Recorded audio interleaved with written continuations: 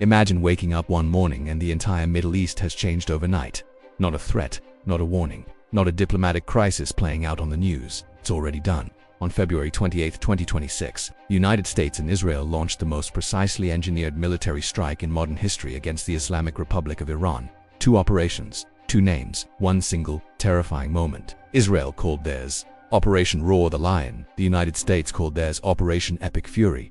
And together, they didn't just hit Iran, they attempted something that no military force has openly tried in the modern era: the complete decapitation of an entire regime in a single coordinated blow. Hundreds of missiles, stealth bombers, electronic warfare from space, F-35s cutting through the dark, and a tactic so mathematically ruthless it's called time on target, where dozens of weapons, fired from completely different locations at completely different times, all arrive at the exact same second. How did they do it? Why did Iran's air defenses completely fail? What actually happened to Supreme Leader Khomeini? And what does Iran's massive retaliation mean for what comes next? Stay with me, because this one goes deep. The target, the nerve center of Iran. Let's start with the target, because this wasn't random. This wasn't a strike on a weapons depot somewhere out in the desert. The primary objective of Israel's operation was singular and surgical: assassinate Supreme Leader Ayatollah Ali Khamenei. Missiles were specifically dialed into 3 highly sensitive zones inside Tehran: University Street, the Jamhuri district, and near Pasteur Street. If you know Tehran's layout, you understand exactly why those coordinates matter. That zone isn't just another neighborhood. That is the absolute nerve center of the Iranian government. It is where Khomeini maintains his primary day-to-day offices, surrounded by layers of the most elite security forces in the country. The Israeli Defense Forces, the IDF, say they got him. Iran's military, however, immediately pushed back, claiming Khomeini was not inside his offices when the missiles made impact. The compound leveled the target. They say he slipped away, but here's where it gets even more significant. Multiple reports have since emerged stating that Israel has confirmed Khomeini's body has been found. He is dead. Whether that's fully confirmed or still contested, the message is unmistakable. This wasn't just a show of force. This was a direct, deliberate move to collapse the Iranian regime from the very top.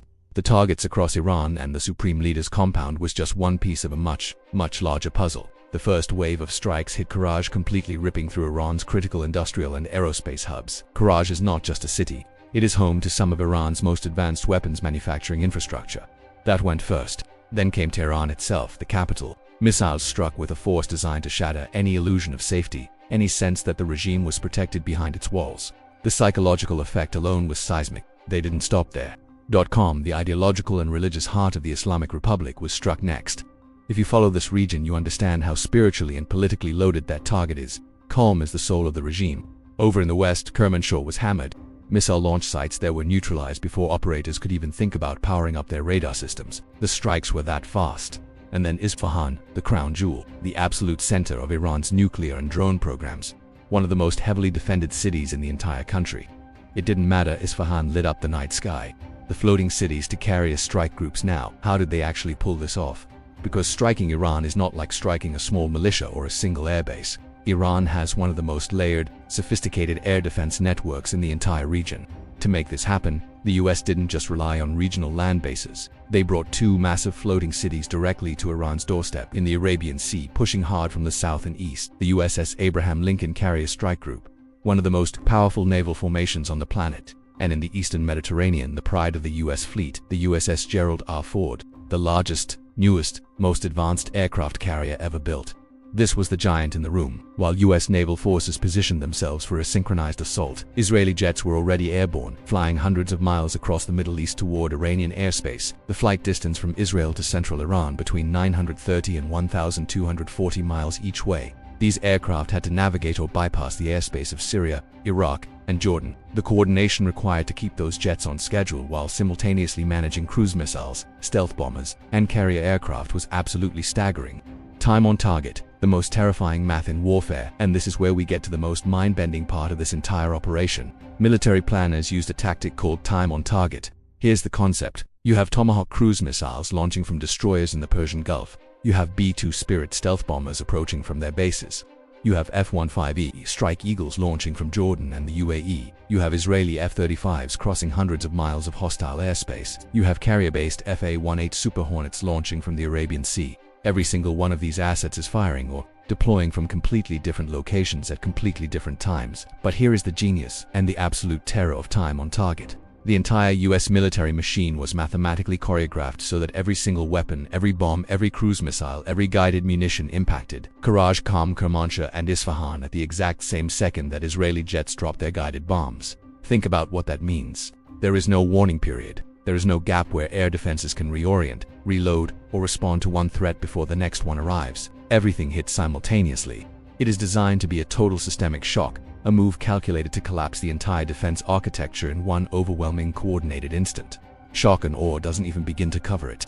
Why Iran's air defenses completely failed, so why didn't Iran see it coming? They have sophisticated air defense systems. They have been preparing for this scenario for years. How did it all fall apart so completely? Because the US military operates in a completely different technological league, and they brought the full weight of it to bear, using a highly advanced mix of electronic warfare and cyber operations coordinated from space, from the sea, and from the air. The coalition injected false data directly into Iranian radar screens. Iran's top-tier air defense systems, including their homegrown Bavar 373 and their Russian-supplied S-300 and S-400 batteries, were completely overwhelmed by this electronic assault before a single kinetic weapon ever struck. But the US didn't stop at jamming. They set a brilliant trap. They launched hundreds of DM-160 mold drones, miniature air-launched decoys, to a panicked Iranian radar operator staring at a suddenly chaotic screen. These tiny drones appear exactly like a massive squadron of F-15s or F-16s screaming toward the capital. The Iranians burned through their entire response window, chasing ghosts. With the door kicked wide open, fifth-generation stealth fighters, US and Israeli F-35s, and possibly F-22 Raptors sliced through Iranian airspace completely undetected.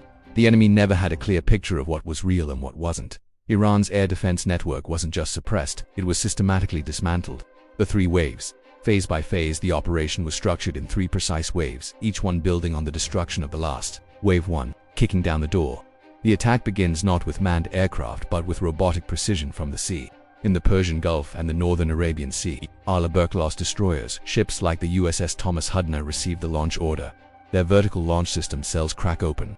Moments later, dozens of Tomahawk land attack missiles erupt from the decks, screaming toward Iranian territory. These missiles fly at subsonic speeds, hugging the terrain in what's called an above-Earth flight, staying below the radar horizon, nearly impossible to detect at low altitude. Their warheads slam into S-300 and S-400 radar sites and command bunkers, carving out safe corridors in Iran's air defense grid for the pilots coming in minutes behind them. 30 minutes in, while Tomahawks are still impacting the silver bullets of the US Air Force, are already deep inside hostile airspace, the B-2 Spirit stealth bombers. With the air defense network fractured, the path of the deep targets is now open. Nuclear bunkers, underground facilities, the hardened sites that only a B-2 carrying massive ordnance penetrator bunker-busting bombs can actually reach. Wave 2, hunting the mobile targets. Launching from bases in Jordan and the UAE, squadrons of F-15E Strike Eagles roar into the theater. These are the bomb trucks of the operation. Each F-15 is heavily loaded, carrying up to 19 GBU-39 small-diameter bombs or precision JDAMs. While the B-2s destroy the deep bunkers, the F-15s hunt mobile ballistic missile launchers hiding in valleys and mountain passes. Working in pairs, they drop precision weapons on missile convoys, hardened hangars, and secondary command nodes.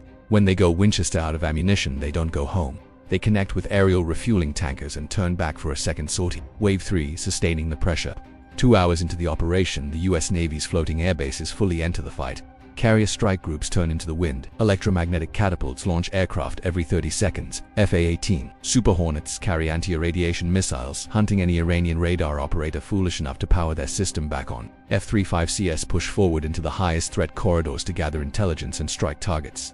The older jets could not safely reach, orbiting far behind. It all are the E-2D advanced Hawkeye aircraft, the quarterbacks in the sky, managing hundreds of US aircraft simultaneously across the entire battle space. By sunrise, the first chapter is written. The eyes of Iran's air defense have been blinded by Tomahawks. The heart of the nuclear program has been crushed by B-2 South, and limbs of the missile forces have been severed by F-15s and carrier aircraft. Iran fires back. Operation Truthful Promise 4. But here's the thing. The war is not over. Iran still has thousands of ballistic missiles and drones, and Tehran hit back hard with what they called Operation Truthful Promise 4. A massive wave of missiles and drones targeted US bases across the entire region simultaneously. The UAE's Al Dhafra Air Base was struck, 1 person killed from shrapnel. In Bahrain, the US Navy's 5th Fleet headquarters was directly targeted. Qatar's air defenses successfully intercepted incoming missiles. Kuwait locked down its entire airspace under heavy fire. And across Israel nationwide, sirens blasted from Tel Aviv to Jerusalem. Massive mid-air interceptions lit up the night sky as Iron Dome. David's sling and arrow interceptor batteries worked in overdrive to knock down the incoming barrage. The region is now on a knife's edge. Sponsor segment now. Before we get into what comes next, I want to quickly cover something that matters right now more than ever. With conflicts like this dominating global headlines, digital security is not optional anymore. If you don't want your phone and your emails compromised, you need Surfshark VPN military-grade protection for every one of your devices. Surfshark scans and detects threats, alerting you to thousands of dangerous emails before they ever reach you. It includes a powerful web content blocker. Set it up once, and your family is protected from inappropriate and dangerous content across the board. It also comes with robust antivirus software to shield your devices from viruses, malware, and tracking by ads, bots, and third parties. And here's the best part. One single subscription covers not just you, but your friends, your family, your entire household. Go to surf.com/ITTLE right now. Use our promo link and you'll get 4 extra months completely free, backed by a 30-day money-back guarantee. The link is in the description below. What comes next? So where does this go from here? The leadership of Iran has been struck at its core, whether Khomeini is confirmed dead or the regime is still somehow operating. The political and military vacuum that follows a strike of this magnitude is unpredictable and deeply dangerous. Iran still has deep second strike capability.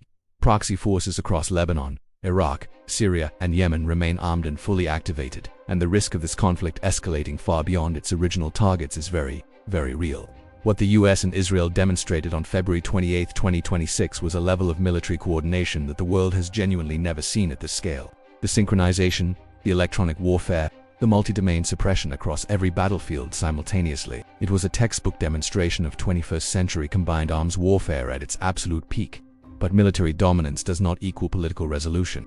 History has shown us, time and again, that the chaos which follows a decapitation strike can be just as dangerous, sometimes more dangerous, than the regime you set out to remove. The opening shots of Operation Epic Fury and Operation Roar, the line may be over, but the consequences for Iran, for the Middle East, and for the entire world are only just beginning. We will be covering every development as this story continues to evolve.